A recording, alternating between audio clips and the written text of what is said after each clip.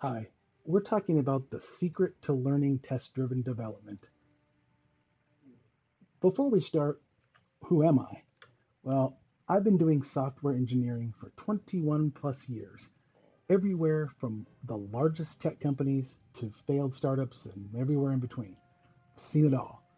An important thing to know is that there are no professional standards in software engineering.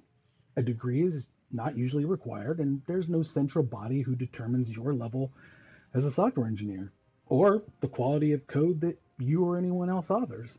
One company's junior is another company's senior. One company's rock star is another company's dead weight. Now, one way to stand out professionally, no matter where you write software, is by using test-driven development. Now, I'm not going to teach you TDD, and that's kind of the point. I'm going to tell you the secret to learning it. There's a lot of horrible information out there, and I don't want to add to it. But there is a big secret to learning TDD. Now, one way to not learn TDD is by reading blog posts authored by folks who don't know the secret to learning TDD and therefore never really learned it themselves. The number one complaint from folks that don't grok TDD is that TDD takes too long. Now, that's the battle cry of those that don't know the secret to learning TDD and haven't done it correctly. It's much more likely that they were spending tons of time writing gigantic mocks in order to test drive their code. That shows a fundamental lack of understanding about unit testing. Writing tests after the code is written, that is the big time suck that you do not want. I've seen that take 2 to 3 times longer than writing the production code itself. Those tests expose design flaws, including code that is very difficult to test. It will take even longer to get your work done. So you could have avoided all of this by using TDD and taking advantage of emergent design. Axiomatically, you have testable code.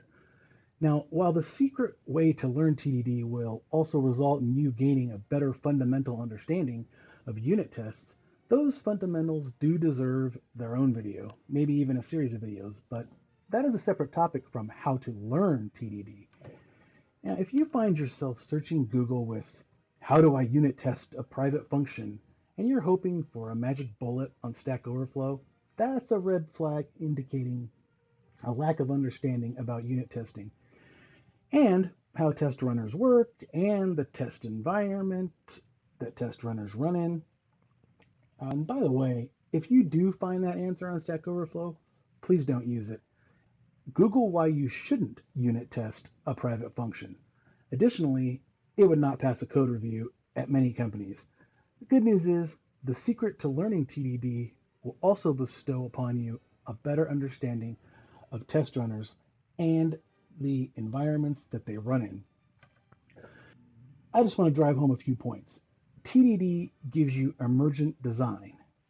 And TDD means your tests are already written when you're done writing the production code. So what's the big secret? Well, I'm not trying to sell you anything. Read the book. It hasn't changed. The language used in the book does not matter. I write mostly Node code, GraphQL API stuff, and everything in the book, it applies. 20 years later, the book stands. Now, this is not a tutorial. I don't want to add to the noise. Read the book. It's short. I don't want to summarize it for you. It will take you a few hours to read. It's an easy read. You can code along.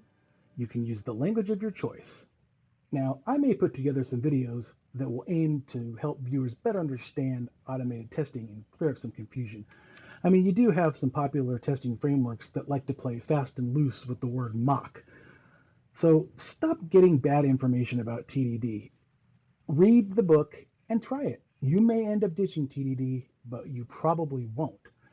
Now, there's a link to the book in the description, and watch for another video why you do want math skills as a software engineer, even though you don't need them to be employed. There's an important distinction there. It all depends on your goals as a software engineer. Now, thanks for watching. Please like and subscribe. I have more secrets and more light to shine. Hey, do you know the work that goes into a YouTube video?